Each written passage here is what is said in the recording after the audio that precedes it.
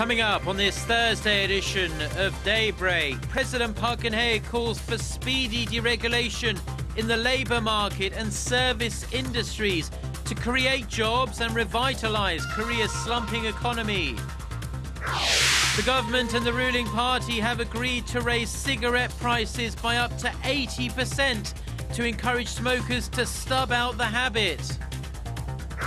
Plus, Russian President Vladimir Putin outlines plans for a ceasefire in eastern Ukraine, but Ukraine's Prime Minister dismisses the proposal, saying it's an attempt to deceive the West about Moscow's real intentions.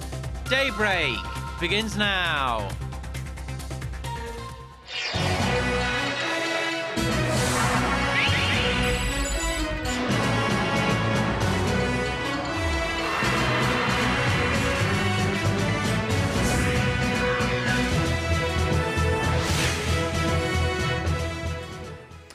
Hello and thanks for joining us. To our viewers around the world, it's 6 a.m. on Thursday, September 4th here in Seoul. I'm Mark Broome and you're tuned in to Daybreak. Our top story this morning, President Park Geun-hye is demanding the government speed up its deregulation efforts. Holding a second meeting on the matter at the presidential office on Wednesday, the president told her ministers and top private sector representatives that excessive and outdated regulations are preventing the country from reaching its full potential. Our Choi Son starts us off. 내년 중에는 그런 쪽들은 좀 허용이 될 수 있도록 이렇게 하겠습니다. 내년이요? 예, 이 법을 개정을 좀 해야 되는 상황입니다. 본법을. 저기 오염시키는 그것이 경미할 경우에는 그 허용할 수도 있다 그런 규정도 있다면서요? Following up on the government's deregulation efforts, President Park impelled officials to actively carry through the reforms. She urged the government and parliament to swiftly pass related bills so that Korea doesn't miss an opportunity to pull itself out from an economic slowdown. The government said it has nearly completed 4/5 of the reforms from March, while about a dozen others await parliamentary approval. For instance, a regulation that required employers to report to both the Labor and Justice ministries about changes made to contracts with foreign employees was lifted, simplifying the hiring process. Laws have been revised to allow food trucks to operate inside amusement parks with hopes to offer more startup opportunities, create jobs, and diversified food culture. The president, who postponed the follow-up 2 weeks ago to give officials more time to complete the reforms, couldn't stress enough the need to achieve tangible results. 먼저 많은 것을 하겠다고 계획만 발표하기보다는 하나의 규제라도 제대로 풀어서 국민들이 그 효과를 피부로 느끼도록 해야 합니다. For her deregulation drive to maintain its momentum and start unleashing growth, President Park called for incentives and penalties regarding reforms for public employees and better cooperation between the central and local governments. Choi Yusun, Arirang News. And staying with domestic politics, lawmakers have voted on whether to strip a ruling party lawmaker of his immunity from arrest. Song Kwang-ho had been accused of taking cash, rather a lot of cash in fact, in return for political favours, but he denies the charges. Chi Myung-gil reports on how the National Assembly sided with him and vetoed his arrest. Ruling Saenuri Party lawmaker Song Kwang-ho will remain immune from arrest for the remainder of the 100-day regular parliamentary session. Among a total of 223 votes, 73 are in favor, 118 are against, 8 have abstained, and 24 are invalid. The arrest motion for lawmaker Song Kwang-ho is rejected. The four-term lawmaker stands accused of taking some $63,000 in bribes in 2012 from local railway supplier AVT in exchange for business favors. At the time, Song was the chairman of the Parliamentary Land and Maritime Committee, which oversees the Korea Rail Network Authority. Before the plenary vote, Song was given a chance to make a personal address. I have been accused of taking bribes from a train component maker, but I have never been asked to give favors to any railway part supplier and have never pressured them for money. By law, Korean lawmakers are immune from arrest during parliamentary sessions. If Wednesday's motion had passed, Song's immunity would have been stripped. The stage for today's vote was set by a prosecution-led anti-corruption campaign. The ruling's Henry Party said it would not stand in the way of the investigation. Regarding the hundreds of pending bills related to stimulating the economy, they went untouched during Wednesday's plenary session as the rival parties continued their discord over the special Seoul ferry bill. Kim Young-gil, Arirang News. Now, over the East Sea, and Japanese Prime Minister Shinzo Abe has carried out a major executive reshuffle. This is his first since returning to office as Prime Minister in December 2012. He has kept his core ministers, but he's added 5 women to his cabinet and appointed rather China-friendly lawmakers to key party posts. Our Kim Min-ji reports on Abe's new team. Japanese Prime Minister Shinzo Abe on Wednesday appointed 2 veteran lawmakers with close ties to China to key party posts in an apparent bid to improve frosty relations with Beijing. Abe appointed outgoing Justice Minister Sadakazu Danigaki as the Secretary General of the ruling Liberal Democratic Party and Toshihiro Nikai to a second top post. This shakeup is seen as a move to strengthen party unity and revamp his image as his approval rating has dipped to around 50%. Meanwhile, Abe's main political rival Shigeru Ishiba, who turned down the national security legislation post, will assume a newly created cabinet post aimed at boosting regional economies. Former Senior Vice Defense Minister Akinori Eto will take on the security legislation post as well as the defense minister position. Abe said his new team will focus on lifting the country out of deflation. Putting the economy as the new cabinet's top priority, we will do all we can to end the deflation and to implement our growth strategies. Abe retained 6 of the 18 ministers, including Chief Cabinet Secretary Yoshihide Suga and Foreign Minister Fumio Kishida.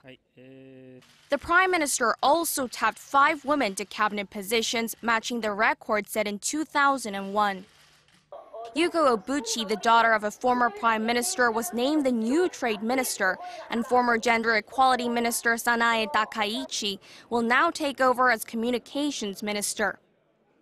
This shakeup is Abe's first since returning to office 20 months ago, marking the longest record since the Second World War. Kim Min-ji, Arirang News.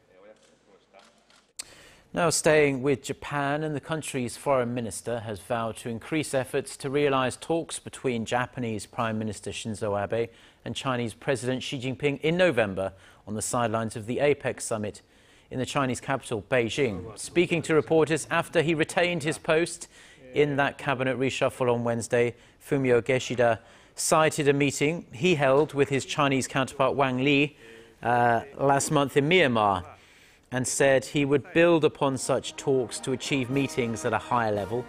He expressed readiness to improve bilateral ties with China, saying that ensuring stability in their relations greatly affects peace and stability in the region. The 2 leaders have yet to hold a summit, as relations have been terribly strained by territorial disputes and Japan's continuous denial of its history. Now, a top North Korean diplomat will visit Geneva for talks next week for the first such time in 20 years. Swiss daily Le Temps reports that Kang Sok-ju, a key figure in North Korea's foreign affairs department, so to say, is set to meet with Swiss State Secretary of Foreign Affairs Yves Rossier during his 3-day trip. Kang is also regarded as the point man when it comes to North Korea's nuclear weapons program. Now, Switzerland has been the only nation thus far to accept talks with Kang during his European trip, which will also take him to Germany, Belgium and Italy. Switzerland's foreign ministry says it will seek to foster understanding between Geneva and Pyongyang in the talks.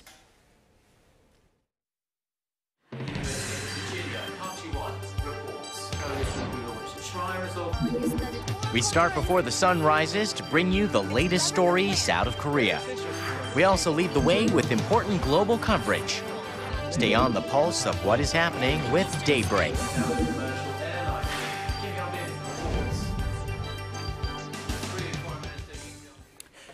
Now, if you're a smoker living in Korea, there's a good chance you're going to be paying a whole lot more for a pack of cigarettes soon. This, after the government and the ruling party agreed to raise cigarette prices by as much as 80% to reduce the country's really rather high smoking rate. An official from the ruling Saenuri party said on Wednesday that the two sides still need to discuss the finer details of the plan, but they are reviewing a price hike of around $2 a pack. Now, more than 70% of cigarettes in Korea are sold for about $2.50, and that is much, much cheaper than the average price of $6.40 in OECD member countries. However, since a sudden large increase in cigarette prices will almost certainly go down very badly with smokers, officials are considering whether to gradually raise prices over a 3 to 5 year period. The world's top smartphone maker Samsung Electronics has been on a rough ride as of late, struggling to cope with fierce competition from cheaper manufacturers in China, and the Korean firm's share price is now at a 2-year low, and profits are forecast to continue tumbling. Al Gwon-swa has this report.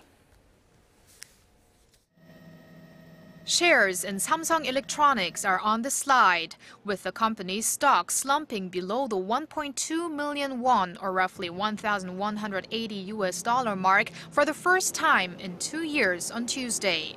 This comes as local brokerage houses have been slashing their estimates for the Korean tech giant's third quarter operating income.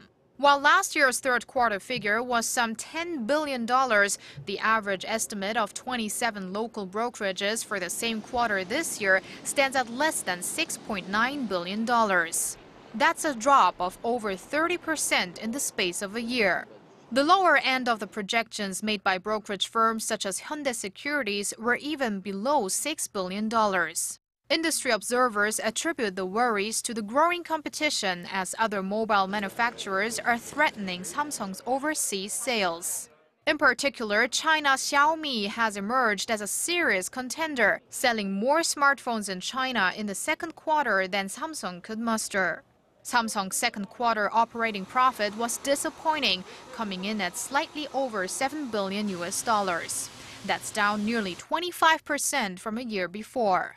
Although the Korean firm's smartphone sales are expected to rise by 7% in quarter 3, analysts say intensifying competition from Chinese manufacturers as well as Apple will force Samsung to put more of its profits into its marketing budget. Kwon-swa, Arirang News. Now, staying with some economic news, and Korea's 10 biggest conglomerates currently make up more than half of the nation's stock market, and their listed affiliates are adding more value by the year, it seems. The Korea Exchange says the market cap of the nation's 10 conglomerate groups has increased by 35% over the past 4 years to around $644 billion. Samsung Group stayed at the top at $276 billion, followed by Hyundai Motor Group, as you can see there, which logged about half of that total. SK Group saw the biggest rise, more than doubling its figure from 4 years ago, boosted by the acquisition of semiconductor supplier Hynix. The stakes owned by the conglomerate's biggest shareholders stood at 29% on average, with Lotte Group the highest, as you can see there, at 58%. Technology has broken down barriers to education by allowing students to take cheap and even sometimes free online classes from learning centres around the world, and with more universities joining in the movement for open online courses, Yulian tells us how the trend might show us what education might be like in the future. Learn everywhere, anywhere. That's now possible thanks to the power of technology, more specifically through cloud-based interconnectivity, which allows students to take classes online through multiple electronic devices. Massive open online courses, or MOOCs, have seen explosive growth in the past 2 years. A group of experts and founders of MOOC services gathered in Seoul physically and virtually on Wednesday to talk about why the paradigm shift in education has come at precisely the right time. We also have a whole new generation of students. They are very individualistic, and it's oftentimes easier to text and tweet and Snapchat and WhatsApp and Facebook your children than it is to talk to them in person. The online education world is also evolving through the use of big data. The maximum student engagement was when videos were 6 minutes long. So we can gather data and answer some of these questions about how are students learning? What resources are most valued by students? How should we teach? So our hope is that with this big data of learning, we can begin to answer some of these questions. While the method in which education is being provided is important, so is the content themselves. There's now a stronger call to digitize textbooks as well. Textbooks are a billion-dollar market globally, and yet they seem to confound attempts to digitize them. I actually think that if anything should have been digitized first in our culture, it really should have been educational books, textbooks. The online courses are particularly appealing for people who cannot afford to attend university. But pundits say a day where most of ordinary students attend online lectures while reading a digitalized textbook written by a professor that's halfway across the world may come sooner than expected. Yudian, Arirang News. Now, some good news on the entertainment cultural front, because a hit Korean reality TV program is headed to America. Korean entertainment giant CJE&M says Grandpa's Over Flowers, which features older celebrities backpacking in foreign lands, has been sold to US broadcast company NBC. So a huge deal. Better Late Than Never, as it will be called in the US, will follow the exact format of its Korean predecessor, albeit with, as you'd imagine, American celebrities doing the traveling. Now, this show is expected to debut early next year. Wednesday's news comes on the heels of another announcement just last week that the hit Korean drama Good Doctor will be remade in the US, this time on CBS television.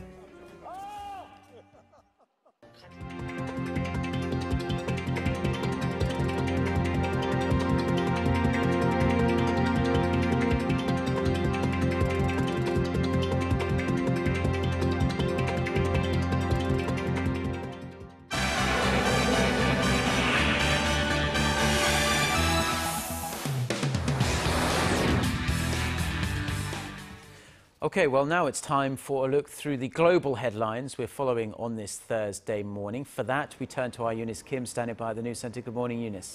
And good morning to you, Mark. Following confusion last night over a ceasefire declared by the Ukrainian government, Russian President Vladimir Putin has outlined his own 7-point peace plan for eastern Ukraine.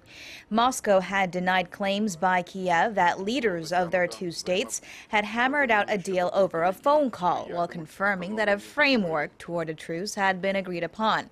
And during a state visit to Mongolia, President Putin said he had drafted a peace plan on the plane that included a halt to separatist fire, a pullback of government forces out of rebel-held regions, an end to airstrikes, and creating humanitarian aid corridors. Putin told reporters his views on the conflict were very similar to those of his Ukrainian counterpart Petro Poroshenko. Ukraine's Prime Minister Arseniy Yatsenyuk, however, dismissed the proposal as deception, unveiled on the eve of a NATO summit that would treat the Ukraine crisis as among its top topics. Meanwhile, France has expressed his disapproval of Moscow by stopping a delivery of 2 Navy assault ships to Russia, saying that the conditions were not right. U.S. leaders are not mincing their words in their expressions of anger against Islamic State militants who executed their second American hostage in a video published online. U.S. President Barack Obama, who had been under fire for admitting last week he had no strategy yet on IS, said the clear objective was to degrade and destroy the group until it's no longer a threat. And Vice President Joe Biden said the United States will chase the killers to the gates of hell, while Secretary of State John Kerry promised they will be held accountable for the beheadings of American journalists Stephen Sotloff and James Foley, no matter how long it takes. A 29-year-old British nurse has been declared Ebola-free after receiving 10 days of intensive treatment at the Royal Free Hospital in London. William Pooley, who had been given the experimental drug ZMapp, was discharged Wednesday and said he considered himself fortunate, adding that the standard of care he received was a world apart from what his friends were getting in West Africa. Meanwhile, the World Health Organization warned Wednesday that the Ebola death toll across West Africa had surged to more than 1,900 fatalities. And finally, we head to the U.S., where the second largest drugstore chain there, CVS, has tobacco products, including cigarettes, off their shelves. The company had announced in February it would drop the sales of goods that conflicted with its healthcare mission, and it followed through with tobacco 3 weeks ahead of schedule. CVS has 7,700 retail locations across the U.S. It said it will change its corporate name to CVS Health and offer programs to help people quit smoking.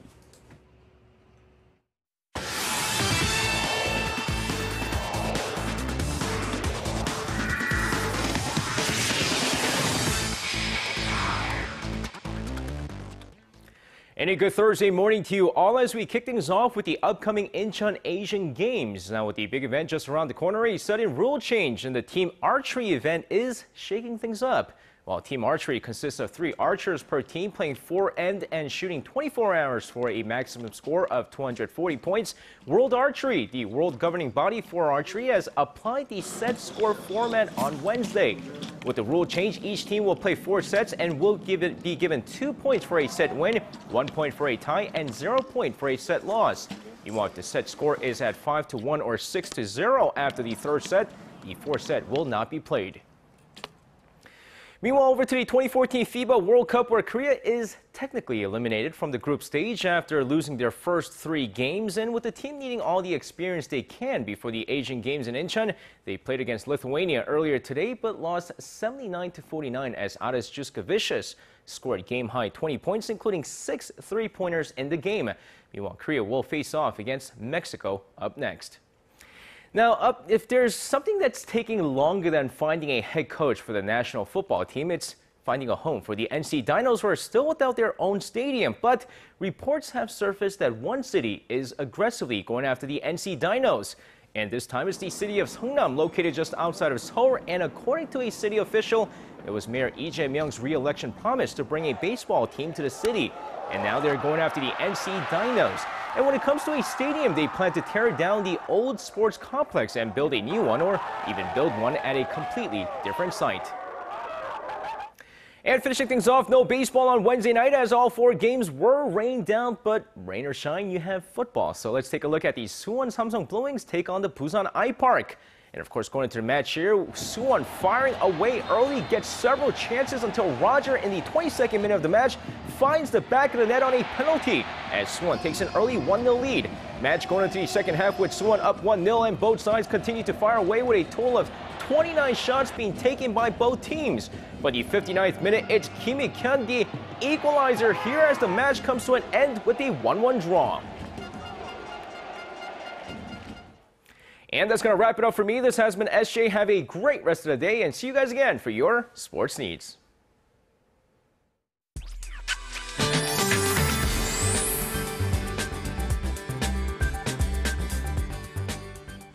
Good morning. Well, it was somewhat chilly yesterday, even in the afternoon hours. Well, thankfully, all the rain showers have let up overnight in most regions. And for today, we'll have beautiful early autumn weather. The sun will come out behind the clouds, and it will get sunnier as the day goes on. And temperatures will be much warmer than yesterday, rising to upper 20s in many regions. So daytime highs will be about 4 to 5 degrees higher than yesterday. So let's take a closer look.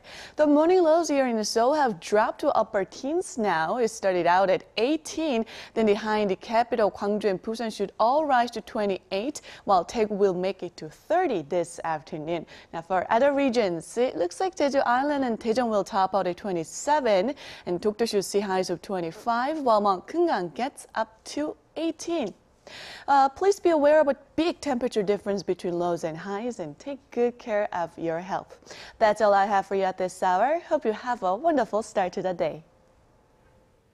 Thank you very much, Jion. And those are the stories we have for you at this hour. Korea Today is coming up in 30 minutes' time. I'll be back again at 10 a.m. for another newscast. Until then, goodbye.